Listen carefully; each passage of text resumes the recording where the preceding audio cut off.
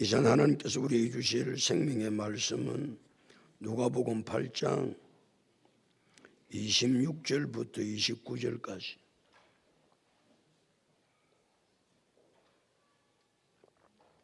누가복음 8장 26절부터 29절까지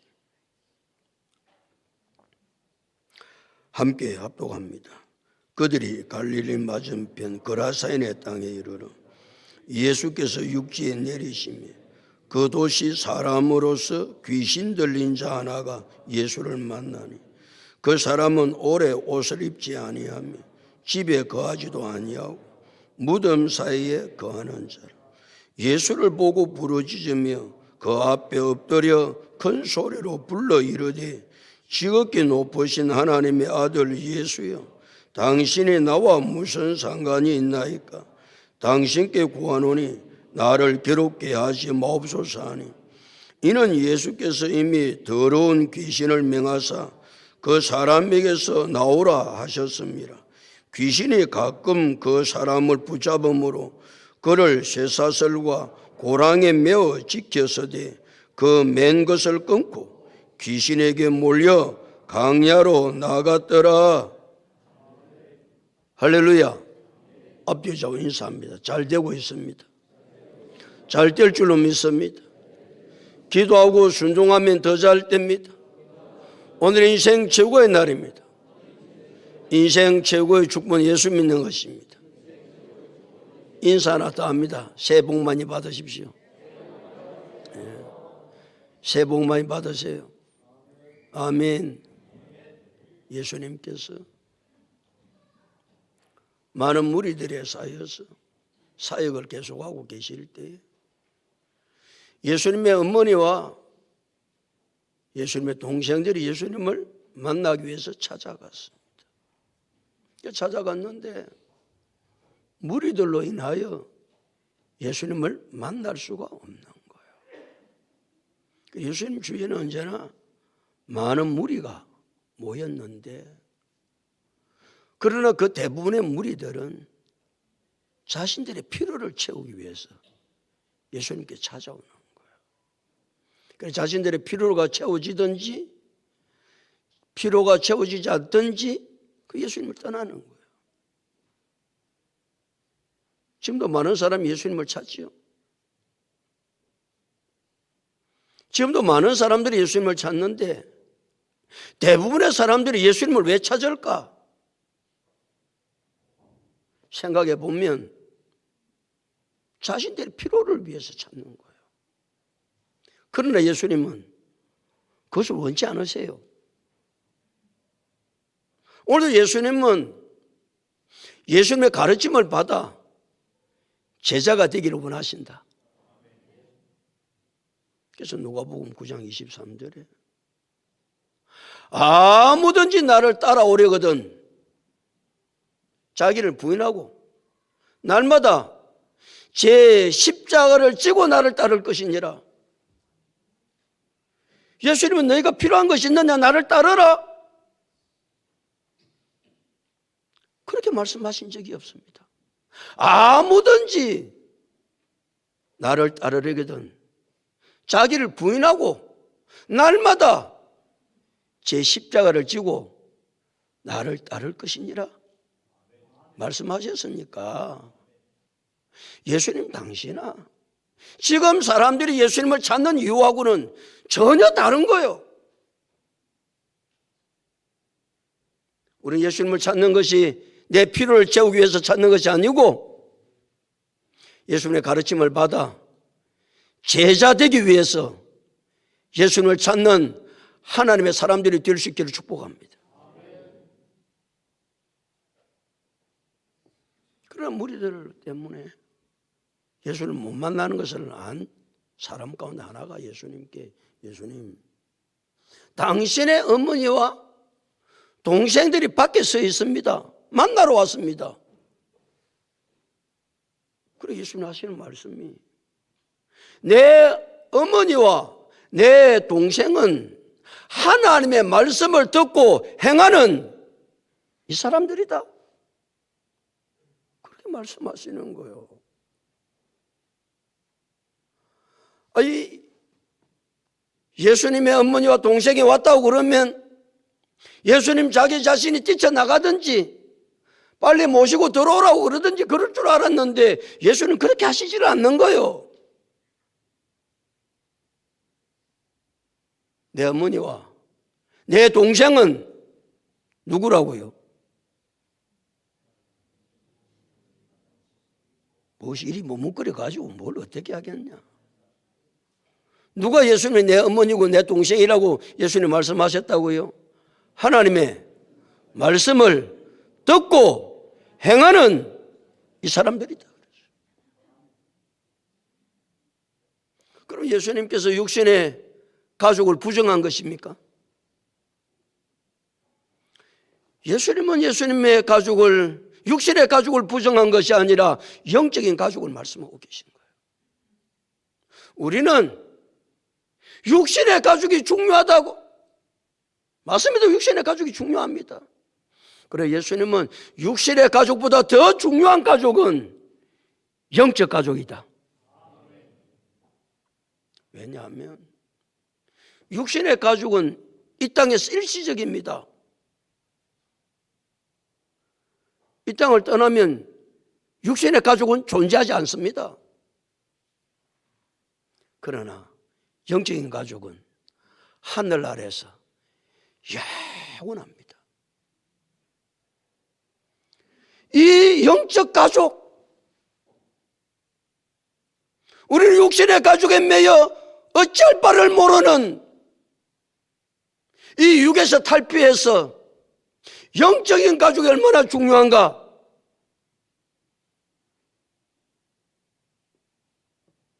영적인 가족의 기준은 다른 데 있지 않습니다. 영적인 가족의 기준은 하나님의 말씀을 내 목이 많이 아프거든. 자, 영적인 가족은 하나님의 말씀을 듣고 행하는 사람들입니다. 이것이 영적인 가족의 기준입니다. 이 가족은 영원합니다.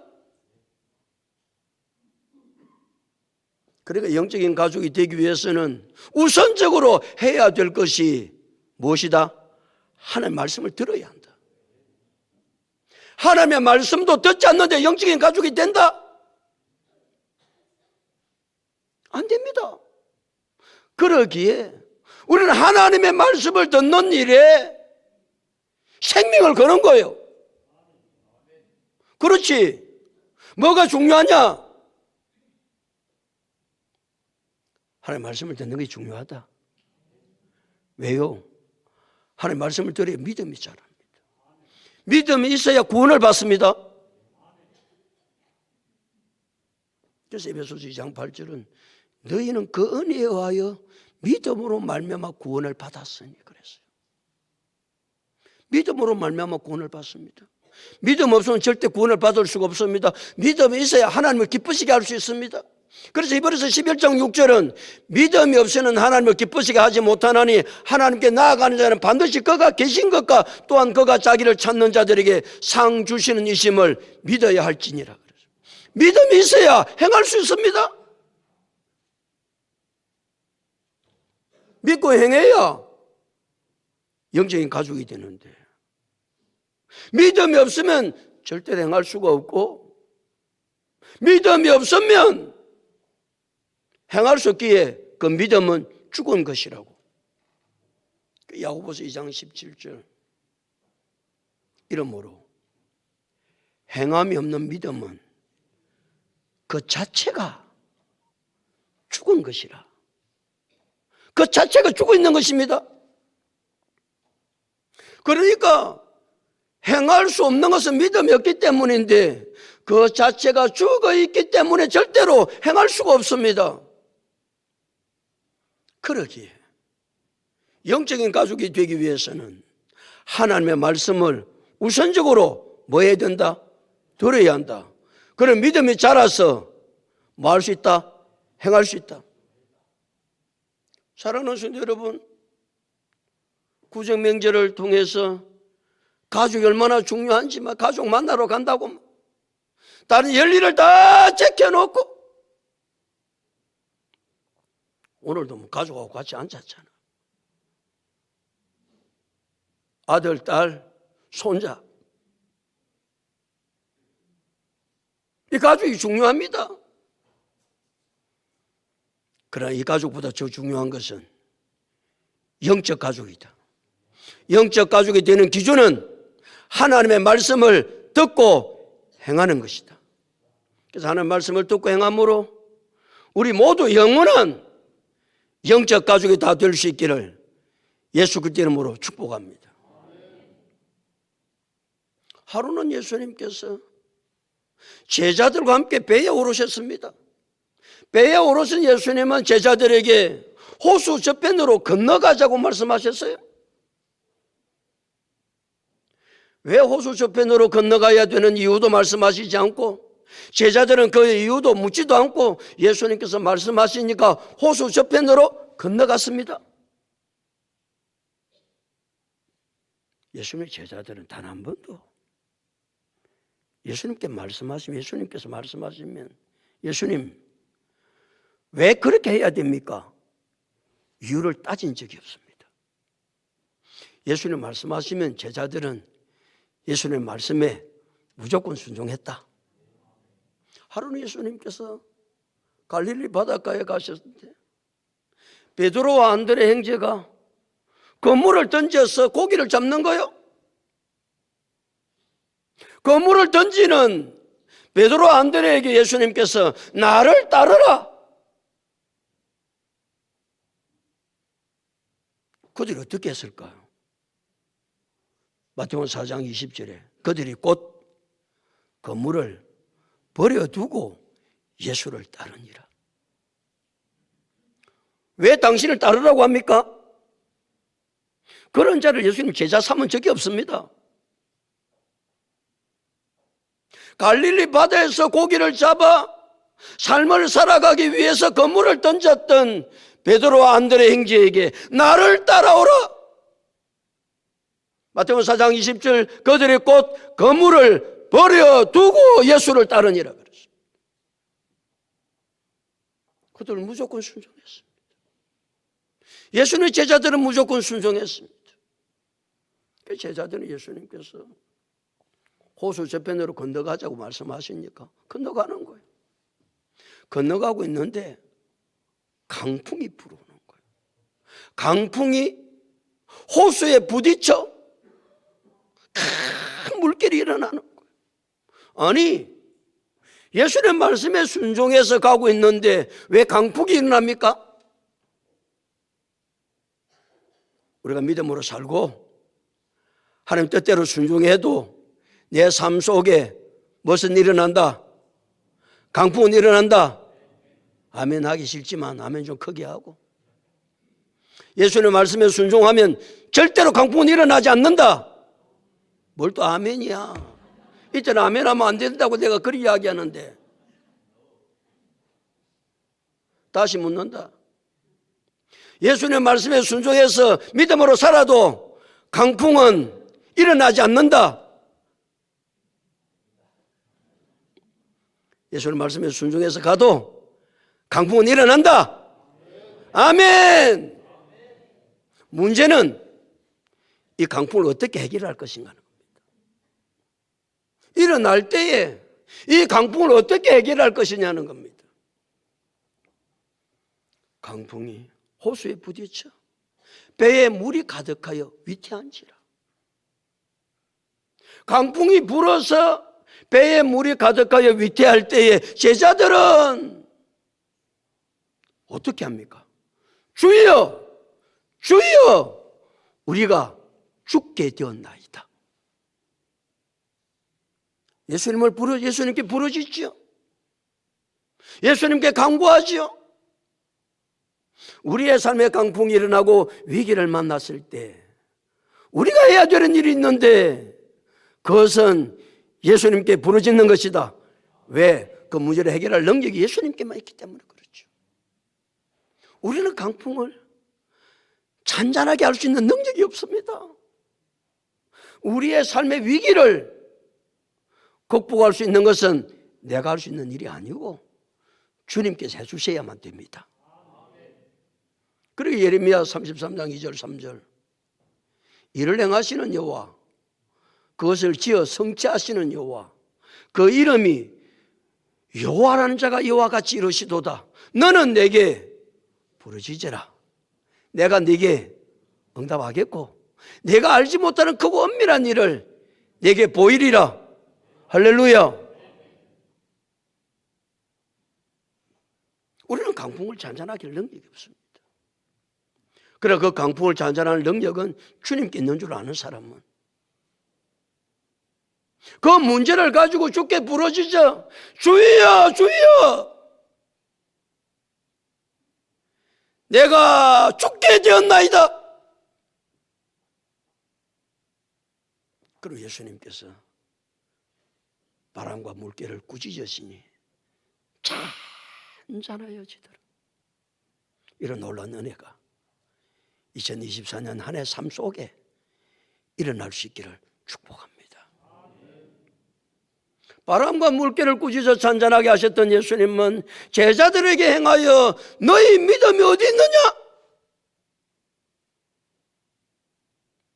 믿음이 없다고 책망하신 것이 아니고 너희 믿음이 어디 있느냐고 믿음을 찾고 있습니다. 왜? 강풍을 만났을 때 믿음을 잃어버리기 때문에 그렇습니다. 강풍을 만나고 위기를 만나면 사람들은 당황하고 믿음을 잃어버리고 마치 믿음 없는 사람처럼 행동합니다. 진정한 믿음은 강풍을 만나고 위기를 만났을 때 그 믿음의 능력을 발휘하는 것이다. 그때 당황하지 말고 두려워하지도 말고 잠잠하게 주여 내가 죽게 되었나이다.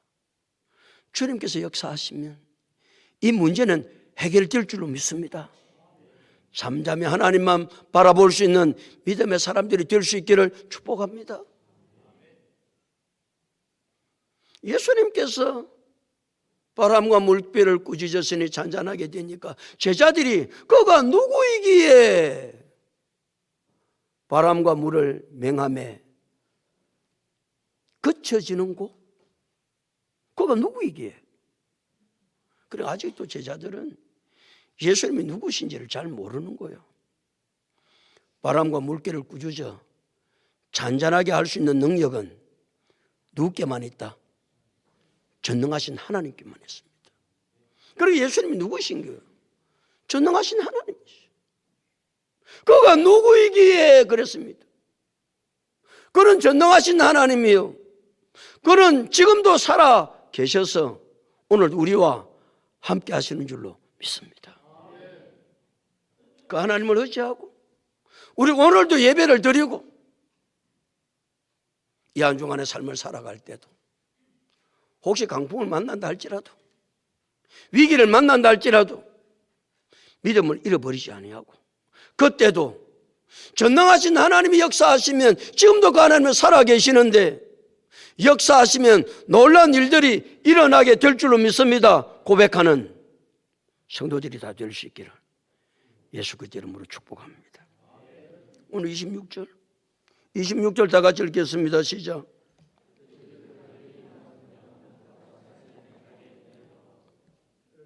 그리고 예수님께서 배에 오르셔서 제자들에게 호수 저편으로 건너가자 하신 곳이 이제 어딘가를 알 수 있습니까? 어디냐고. 그라사인의 땅이에요. 그라사인의 땅. 그래서 예수님은 제자들에게 배에 오르셔서 호수 저편으로 건너가자고 하신 그 건너가고자 하신 땅이 그라사인의 땅입니다. 그라사인의 땅은 이방인의 땅입니다. 유대인들은 이방인들과 상종을 하지 않습니다. 그런데 예수님께서 유대인의 땅이 아니고 자기의 땅이 아니고 이방인의 땅 그라사인의 땅에 예수님께서 이르게 되신 거예요. 그러니까 예수님은 유대인의 땅, 이방인의 땅, 선민, 이방인 예수님은 차별을 하지 않으셨습니다. 왜요? 예수는 유대인만 구원하러 오신 것이 아니고 이방인도 구원하러 오셨기 때문입니다.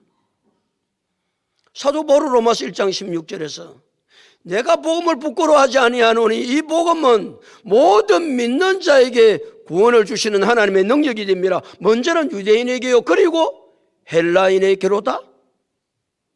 사도 바울이 그렇게 고백한 거예요. 로마서 10장 13절은 누구든지 주의 이름을 부르는 자는 구원을 받으리라. 누구든지입니다. 그래서 예수님은 이방인의 땅 그라사인의 땅에 이르렀어요. 왜 그라사인의 땅에 가셨을까? 27절에 말씀하고 있는데 27절 우리 다 같이 읽겠습니다. 시작.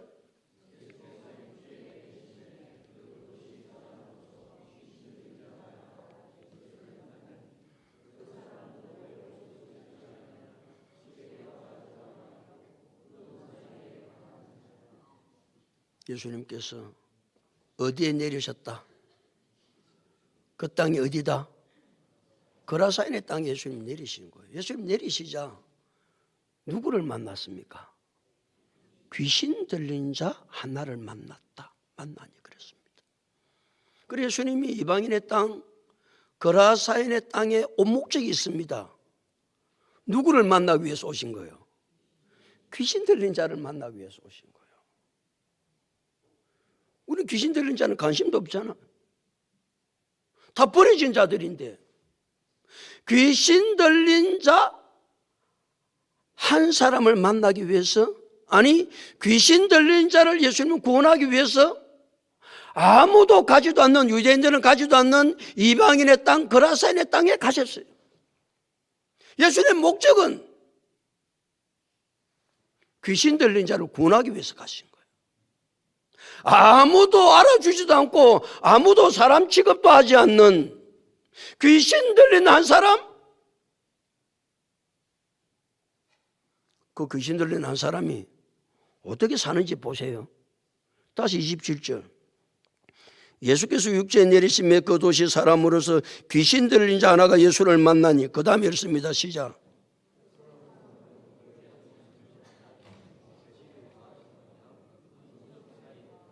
귀신 들린 사람의 특징입니다. 귀신 들린 사람은 어떻게 산다고요? 그 사람은 오래 옷을 입지 아니하고, 그래 귀신 들리자마자 옷을 벗고 산 거예요. 옷을 벗고 살아요. 옷을 벗고 살았다는 말이 무슨 말입니까? 내가 너무 애매하게 물어봤네. 수치를 모른다 그 말입니다. 사람은요, 고대로부터 인간은 자기의 수치를 가리기 위해서 뭘 입는 거? 옷을 입는 거예요. 옷을. 그래 사람은 뭐만 대부분 내놓고 삽니까? 얼굴, 손, 발, 그 외에는 다 가립니다. 옷으로. 지금도 다 그랬니 뭐. 눈만 반짝반짝하고.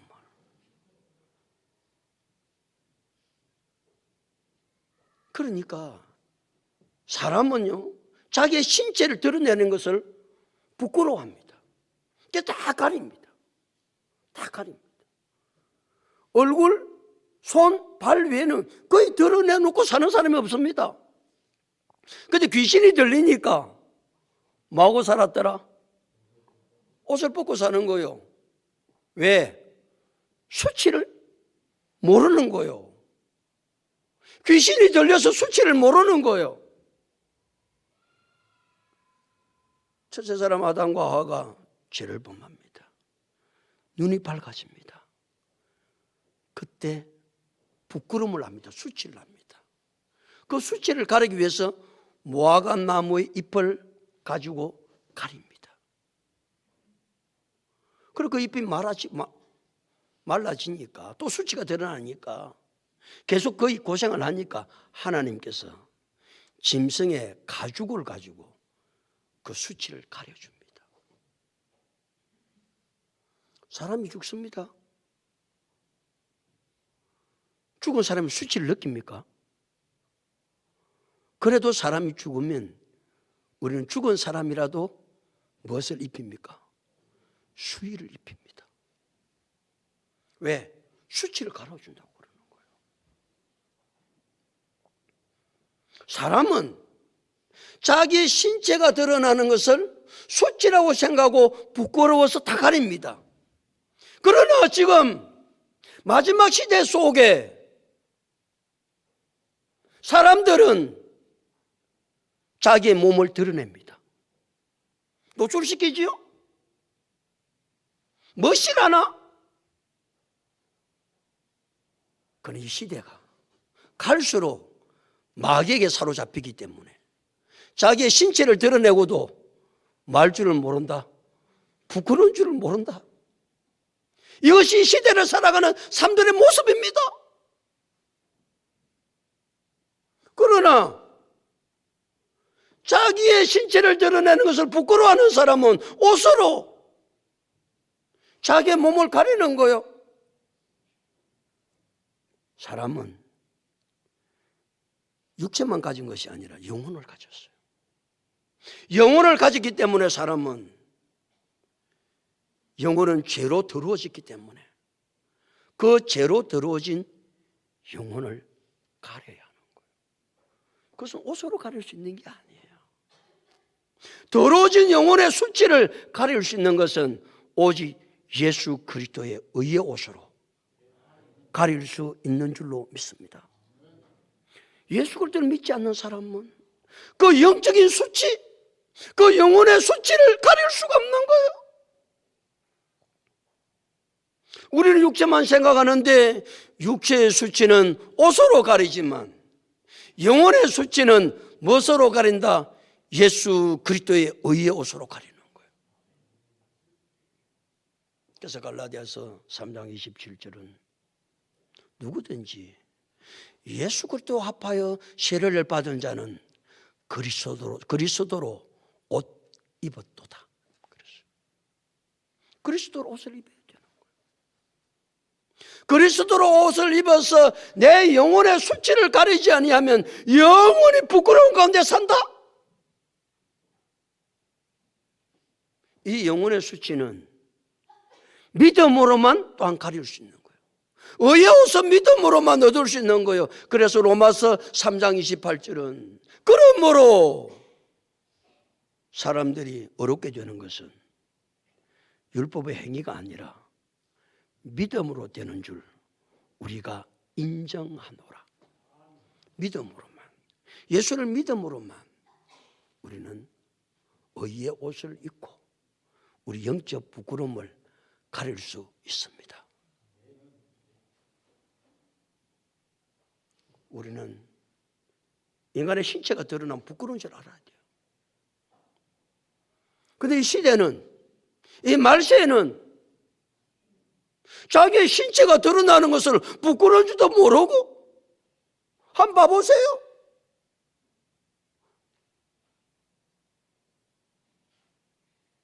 귀신 들린 그 한 사람을 삶의 모습을 보여주었어요. 삶의 모습을 보니까 옷을 벗은 지가 오래됐어요. 부끄러운 줄을 모르는 거예요. 우리의 육신의 부끄러움만 부끄러운 것이 아니고 우리가 죄로 말미암아 더러워진 내 영혼이 수치가 있음을 깨닫고 이 수치는 다른 것으로 가릴 수 있는 것이 아니고 오직 예수 그리스도의 십자가의 보혈로 예수 그리스도의 의의 옷으로 가릴 수 있기에 날마다 그 옷을 입고 믿음 안에서 당당하게 살아갈 수 있는 우리 모두가 다 될 수 있기를 축복합니다. 사랑하는 성도 여러분, 예수님이 갈릴리 호수 건너편 내로 가자고 말씀하셨을 때는 목적을 말씀하시지 않았지만 예수님이 도달한 곳은 그라사인의 땅이었습니다. 이방인의 땅이었습니다. 이방인을 구원하기 위해서 가셨습니다. 그 이방인 가운데 예수님은 누구를 구원하기 위해서? 귀신에 들린 자를 구원하기 위해서. 그거 얼마나 부끄럽게 삽니까? 부끄러운 줄도 몰라요. 세상 사람들은 부끄러운 줄도 몰라요. 그래서 자기의 신체를 드러내고 영혼의 수치도 가리지 않고 살아가는 것이 세상 사람들의 모습입니다.